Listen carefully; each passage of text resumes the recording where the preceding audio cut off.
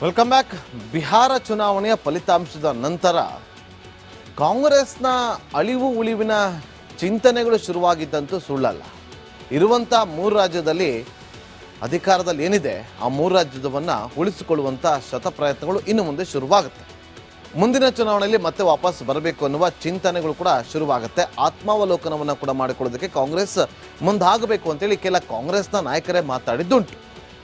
ಆದರೆ ಈ ಇಂಡಿ ಒಕ್ಕೂಟ ಇತ್ತಲ್ಲ, ಈ ಇಂಡಿ ಒಕ್ಕೂಟ ಎಲ್ಲೋ ಒಂದು ಕಡೆ ರಾಹುಲ್ ಗಾಂಧಿಯವರ ಮೇಲೆ ಮುನ್ಸ್ಕೊಂಡಿದೆ. ರಾಹುಲ್ ಗಾಂಧಿಯವರ ನಾಯಕತ್ವದಲ್ಲಿ 90ಕ್ಕಿಂತ ಹೆಚ್ಚು ಚುನಾವಣೆಗಳನ್ನು ಸೋತಿದ್ದಾಗಿದೆ. ಇನ್ನು ಸಾಕು, ಇನ್ನಾದರೂ ಪರ್ಯಾಯ ನಾಯಕನನ್ನು ಹುಡುಕಿ ಅಂತೇಳಿ ಇಂಡಿ ಒಕ್ಕೂಟದ ಕೆಲ ನಾಯಕರು ಪಟ್ಟು ಹಿಡಿದಿದ್ದಾರಂತೆ. ಯಾಕೆ ಗೊತ್ತಾ? ಈ ರಿಪೋರ್ಟ್ ನೋಡಿ.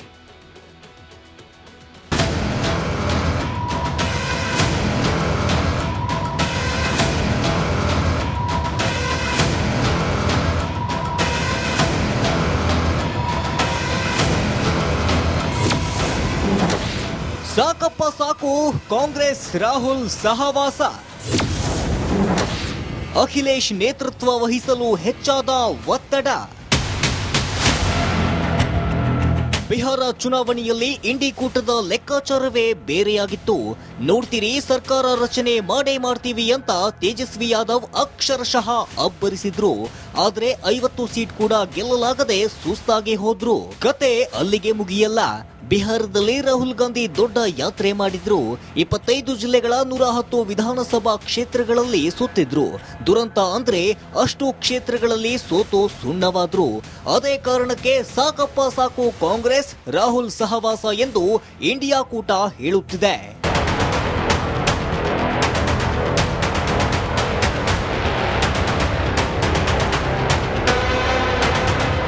ಬಿಹಾರ ಚುನಾವಣೆಯಲ್ಲಿ ಕಾಂಗ್ರೆಸ್ನ ಸೋಲಿನ ಬೆನ್ನಲ್ಲೇ ಇಂಡಿ ಕೂಟದಲ್ಲಿ ನಾಯಕತ್ವ ಬದಲಾವಣೆಯ ಚರ್ಚೆಗಳಿಗೆ ನಾಂದಿ ಹಾಡಿದೆ.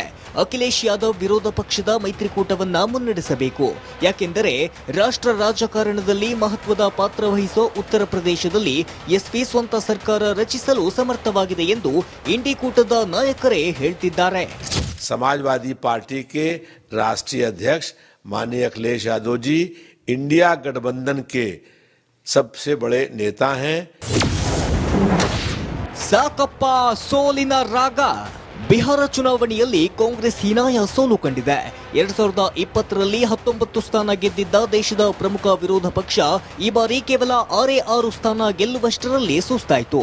ಕಾಂಗ್ರೆಸ್ನ ಮಿತ್ರ ಪಕ್ಷ ಆರ್ಜೆಡಿ 25 ಸ್ಥಾನಗಳನ್ನ ಗೆದ್ದಿದೆ. ಇದು 2020ರಲ್ಲಿ ಪಡೆದಿದ್ದ ಸ್ಥಾನಗಳಿಗಿಂತ 50 ಕಡಿಮೆ ಸ್ಥಾನ.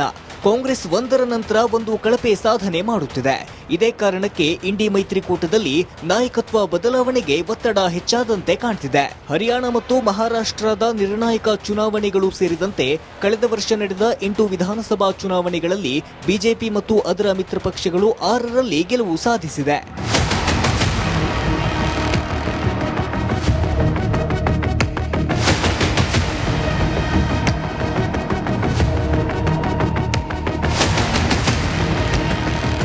ಎರಡ್ 2024ರ ಲೋಕಸಭಾ ಚುನಾವಣೆಗೂ ಮುನ್ನ ಮಮತಾ ಬ್ಯಾನರ್ಜಿ ಇಂಡಿ ಬಣವನ್ನ ಮುನ್ನಡೆಸಬೇಕೆಂಬ ಒತ್ತಡ ಇತ್ತು. ಇಂಡಿ ಮೈತ್ರಿಕೂಟದವರು ದೀದಿಗೆ ಮಣೆ ಹಾಕಲಿಲ್ಲ. ಇದೀಗ ರಾಹುಲ್ ಕೆಳಗಿಳಿಸಿ ಅಖಿಲೇಶ್ ಯಾದವ್ಗೆ ಮಣೆ ಹಾಕಬೇಕೆಂದು ಕೂಗು ಜೋರಾಗಿದೆ. News desk, Republic Kannada. ಈಗ ನೋಡಿ, ಅಲ್ಲಿ ವೆಲ್ಕಮ್ ಬ್ಯಾಕ್. ಬಿಹಾರ ಚುನಾವಣೆಯ ಫಲಿತಾಂಶದ ನಂತರ ಕಾಂಗ್ರೆಸ್ನ ಅಳಿವು ಉಳಿವಿನ ಚಿಂತನೆಗಳು ಶುರುವಾಗಿದ್ದಂತೂ ಸುಳ್ಳಲ್ಲ. ಇರುವಂಥ 3 ರಾಜ್ಯದಲ್ಲಿ ಅಧಿಕಾರದಲ್ಲಿ ಏನಿದೆ ಆ 3 ರಾಜ್ಯದವನ್ನು ಉಳಿಸಿಕೊಳ್ಳುವಂಥ ಶತಪ್ರಯತ್ನಗಳು ಇನ್ನು ಮುಂದೆ ಶುರುವಾಗುತ್ತೆ. ಮುಂದಿನ ಚುನಾವಣೆಯಲ್ಲಿ ಮತ್ತೆ ವಾಪಸ್ ಬರಬೇಕು ಅನ್ನುವ ಚಿಂತನೆಗಳು ಕೂಡ ಶುರುವಾಗುತ್ತೆ. ಆತ್ಮಾವಲೋಕನವನ್ನು ಕೂಡ ಮಾಡಿಕೊಳ್ಳೋದಕ್ಕೆ ಕಾಂಗ್ರೆಸ್ ಮುಂದಾಗಬೇಕು ಅಂತೇಳಿ ಕೆಲ ಕಾಂಗ್ರೆಸ್ನ ನಾಯಕರೇ ಮಾತಾಡಿದ್ದುಂಟು. ಆದರೆ ಈ ಇಂಡಿ ಒಕ್ಕೂಟ ಇತ್ತಲ್ಲ, ಈ ಇಂಡಿ ಒಕ್ಕೂಟ ಎಲ್ಲೋ ಒಂದು ಕಡೆ ರಾಹುಲ್ ಗಾಂಧಿಯವರ ಮೇಲೆ ಮುನ್ಸ್ಕೊಂಡಿದೆ. ರಾಹುಲ್ ಗಾಂಧಿಯವರ ನಾಯಕತ್ವದಲ್ಲಿ 90ಕ್ಕಿಂತ ಹೆಚ್ಚು ಚುನಾವಣೆಗಳನ್ನು ಸೋತಿದ್ದಾಗಿದೆ. ಇನ್ನು ಸಾಕು, ಇನ್ನಾದರೂ ಪರ್ಯಾಯ ನಾಯಕನನ್ನು ಹುಡುಕಿ ಅಂತೇಳಿ ಇಂಡಿ ಒಕ್ಕೂಟದ ಕೆಲ ನಾಯಕರು ಪಟ್ಟು ಹಿಡಿದಿದ್ದಾರಂತೆ. ಯಾಕೆ ಗೊತ್ತಾ? ಈ ರಿಪೋರ್ಟ್ ನೋಡಿ.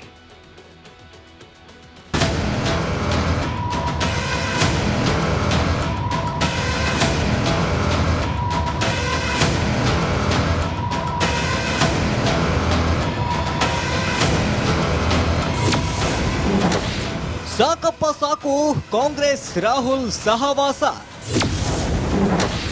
ಅಖಿಲೇಶ್ ನೇತೃತ್ವ ವಹಿಸಲು ಹೆಚ್ಚಾದ ಒತ್ತಡ. ಬಿಹಾರ ಚುನಾವಣೆಯಲ್ಲಿ ಇಂಡಿ ಕೂಟದ ಲೆಕ್ಕಾಚಾರವೇ ಬೇರೆಯಾಗಿತ್ತು. ನೋಡ್ತೀರಿ, ಸರ್ಕಾರ ರಚನೆ ಮಾಡೇ ಮಾಡ್ತೀವಿ ಅಂತ ತೇಜಸ್ವಿ ಯಾದವ್ ಅಕ್ಷರಶಃ ಅಬ್ಬರಿಸಿದ್ರು. ಆದ್ರೆ 50 ಸೀಟ್ ಕೂಡ ಗೆಲ್ಲಲಾಗದೆ ಸುಸ್ತಾಗಿ ಹೋದ್ರು. ಕತೆ ಅಲ್ಲಿಗೆ ಮುಗಿಯಲ್ಲ. ಬಿಹಾರದಲ್ಲಿ ರಾಹುಲ್ ಗಾಂಧಿ ದೊಡ್ಡ ಯಾತ್ರೆ ಮಾಡಿದ್ರು. 25 ಜಿಲ್ಲೆಗಳ 110 ವಿಧಾನಸಭಾ ಕ್ಷೇತ್ರಗಳಲ್ಲಿ ಸುತ್ತಿದ್ರು. ದುರಂತ ಅಂದ್ರೆ ಅಷ್ಟು ಕ್ಷೇತ್ರಗಳಲ್ಲಿ ಸೋತು ಸುಣ್ಣವಾದ್ರು. ಅದೇ ಕಾರಣಕ್ಕೆ ಸಾಕಪ್ಪ ಸಾಕು ಕಾಂಗ್ರೆಸ್ ರಾಹುಲ್ ಸಹವಾಸ ಎಂದು ಇಂಡಿಯಾ ಕೂಟ ಹೇಳುತ್ತಿದೆ.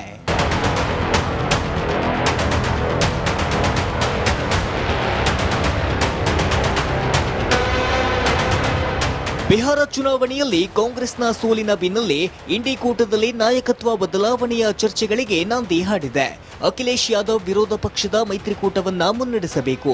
ಯಾಕೆಂದರೆ ರಾಷ್ಟ್ರ ರಾಜಕಾರಣದಲ್ಲಿ ಮಹತ್ವದ ಪಾತ್ರ ವಹಿಸೋ ಉತ್ತರ ಪ್ರದೇಶದಲ್ಲಿ ಎಸ್ಪಿ ಸ್ವಂತ ಸರ್ಕಾರ ರಚಿಸಲು ಸಮರ್ಥವಾಗಿದೆ ಎಂದು ಇಂಡಿ ಕೂಟದ ನಾಯಕರೇ ಹೇಳ್ತಿದ್ದಾರೆ. समाजवादी पार्टी के राष्ट्रीय अध्यक्ष माननीय अखिलेश यादव जी इंडिया गठबंधन के सबसे बड़े नेता हैं.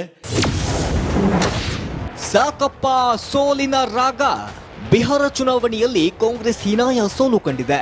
2020ರಲ್ಲಿ 19 ಸ್ಥಾನ ಗೆದ್ದಿದ್ದ ದೇಶದ ಪ್ರಮುಖ ವಿರೋಧ ಪಕ್ಷ ಈ ಬಾರಿ ಕೇವಲ 6 ಸ್ಥಾನ ಗೆಲ್ಲುವಷ್ಟರಲ್ಲಿ ಸುಸ್ತಾಯಿತು. ಕಾಂಗ್ರೆಸ್ನ ಮಿತ್ರ ಪಕ್ಷ ಆರ್ಜೆಡಿ 25 ಸ್ಥಾನಗಳನ್ನ ಗೆದ್ದಿದೆ. ಇದು 2020ರಲ್ಲಿ ಪಡೆದಿದ್ದ ಸ್ಥಾನಗಳಿಗಿಂತ 50 ಕಡಿಮೆ ಸ್ಥಾನ. ಕಾಂಗ್ರೆಸ್ ಒಂದರ ನಂತರ ಒಂದು ಕಳಪೆ ಸಾಧನೆ ಮಾಡುತ್ತಿದೆ. ಇದೇ ಕಾರಣಕ್ಕೆ ಇಂಡಿ ಮೈತ್ರಿಕೂಟದಲ್ಲಿ ನಾಯಕತ್ವ ಬದಲಾವಣೆಗೆ ಒತ್ತಡ ಹೆಚ್ಚಾದಂತೆ ಕಾಣ್ತಿದೆ. ಹರಿಯಾಣ ಮತ್ತು ಮಹಾರಾಷ್ಟ್ರದ ನಿರ್ಣಾಯಕ ಚುನಾವಣೆಗಳು ಸೇರಿದಂತೆ ಕಳೆದ ವರ್ಷ ನಡೆದ 8 ವಿಧಾನಸಭಾ ಚುನಾವಣೆಗಳಲ್ಲಿ ಬಿಜೆಪಿ ಮತ್ತು ಅದರ ಮಿತ್ರ ಪಕ್ಷಗಳು 6ರಲ್ಲಿ ಗೆಲುವು ಸಾಧಿಸಿದೆ.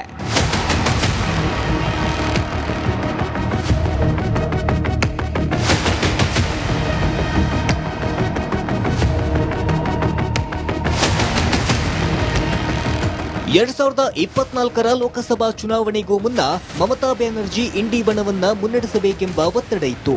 ಇಂಡಿ ಮೈತ್ರಿಕೂಟದವರು ದೀದಿಗೆ ಮಣೆ ಹಾಕಲಿಲ್ಲ. ಇದೀಗ ರಾಹುಲ್ ಕೆಳಗಿಳಿಸಿ ಅಖಿಲೇಶ್ ಯಾದವ್ಗೆ ಮಣೆ ಹಾಕಬೇಕೆಂದು ಕೂಗು ಜೋರಾಗಿದೆ. News desk Republic Kannada. ಈಗ ನೋಡಿ, ಅಲ್ಲಿ 2024ರ ಲೋಕಸಭಾ ಚುನಾವಣೆಗೂ ಮುನ್ನ ಮಮತಾ ಬ್ಯಾನರ್ಜಿ ಇಂಡಿ ಬಣವನ್ನ ಮುನ್ನಡೆಸಬೇಕೆಂಬ ಒತ್ತಡ ಇತ್ತು. ಇಂಡಿ ಮೈತ್ರಿಕೂಟದವರು ದೀದಿಗೆ ಮಣೆ ಹಾಕಲಿಲ್ಲ. ಇದೀಗ ರಾಹುಲ್ ಕೆಳಗಿಳಿಸಿ ಅಖಿಲೇಶ್ ಯಾದವ್ಗೆ ಮಣೆ ಹಾಕಬೇಕೆಂದು ಕೂಗು ಜೋರಾಗಿದೆ. News desk Republic Kannada. ಈಗ ನೋಡಿ, ಅಲ್ಲಿ